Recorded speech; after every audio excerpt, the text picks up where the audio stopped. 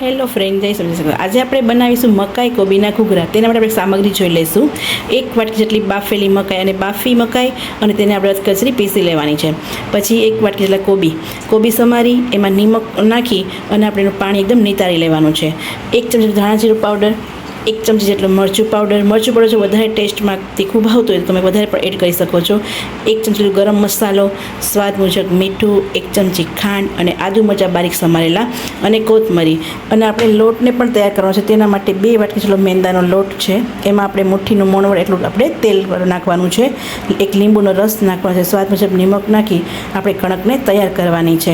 તળવા માટે તેલ લેવાનું છે. સામગ્રી ઉપર છાંટવા માટે આપણે કોથમરી, સેવ, લીલી ચટણી, ખજૂરની ચટણી અને તીખી ચટણી, એ આપણે ચટણીને પણ એડ કરવાની છે. અને પાણી લોટ બાંધવા માટે. હવે આપણે એક બાઉલમાં જે અધકચરી ક્રશ કરેલી જે મકાઈ છે એને આપણે લઈશું. એમાં આપણે હવે જે કોબી આપણે લીધી છે એ કોબીને આપણે લઈશું. કોબીનું પાણી એકદમ નિતારી લેવાનું આપણે, એટલે જેથી કરીને જે ઘૂઘરા છે એ વ્યવસ્થિત વળી જાય. અને જે આપણે આદુ મરચાંના બારીક સમારેલા છે એને આપણે લઈશું. અને જે મસાલા રેડી કર્યા છે એ મસાલા આપણે એમાં એડ કરી દઈશું. જે આપણે ખાંડ લીધી છે એને પણ આપણે એમાં એડ કરશું. અને સ્વાદ મુજબ આપણે નિમક લઈશું, કેમ કે કોબીમાં નિમક હોવાથી આપણે નિમકનું પ્રમાણ થોડું ઓછું રાખવાનું છે. અને છેલ્લે આપણે આ કોથમરી નાખીને આપણે એડ કરશું. અને હવે આપણે એને મિક્સ કરી દઈશું. આવી રીતે મિક્સ કરી અને બાજુમાં થોડી વાર રહેવા દેવાનો.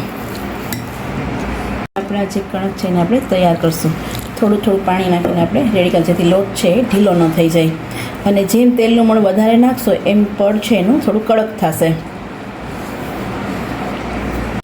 બાજુમાં તેલને થવા મૂકી દઈશું.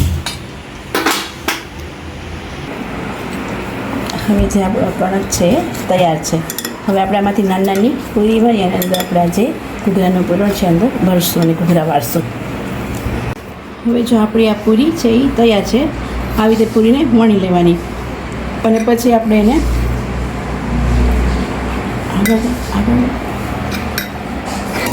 હવે તેમાં આપણે આ પૂરણને અંદર ભરી લેવાનું છે. અને પછી આપણે પેક કરવા માટે કોર્નર ઉપર થોડુંક એવું આપણે પાણી લગાવવાનું છે, જેથી આ આપણા ઘૂઘરા છે એ ખુલે નહીં. એટલે જરાક એવું પાણી લગાવી દેખાતું આવી રીતે પેક કરી દેવાનું.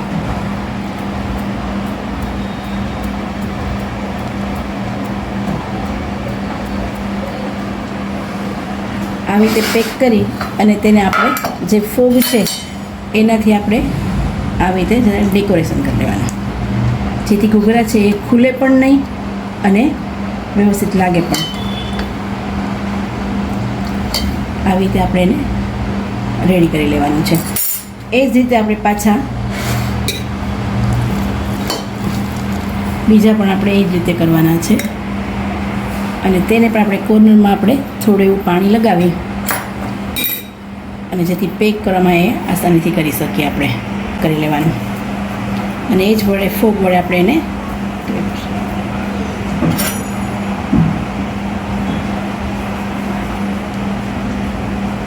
જેથી એકદમ પેક થઈ જાય. આવી રીતે આપણે રેડી કરવાના છે.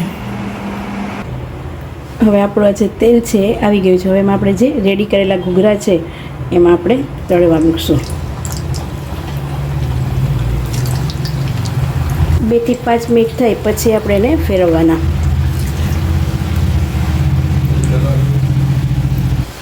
હવે આપણે એને ફેરવી લઈશું. થોડા એવા બ્રાઉન એની અને પિંક પણ ને એવા થોડાક એવા થવા દેવા જોશે.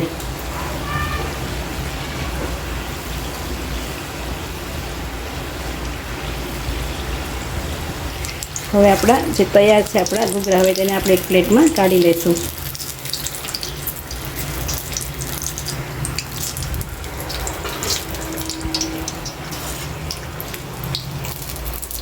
હવે જે આપણા ઘૂઘરા છે તૈયાર છે. હવે આપણે એને પ્લેટમાં સર્વ કરશું.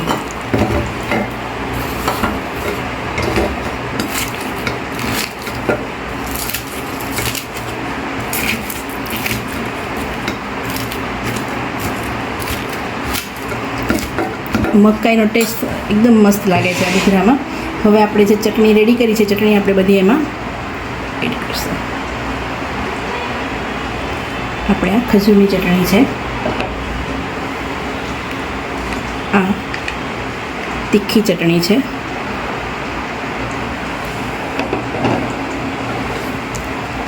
આ જે લીલી ચટણી છે એ લીધી છે આપણે. તો આપણે સેવ કરશું એ. છેલ્લે આપણે કોથમરીથી ગાર્નિશ કરશું. તૈયાર છે આપણા ઘૂઘરા. કોબી અને મકાઈના ઘૂઘરા આપણા તૈયાર છે.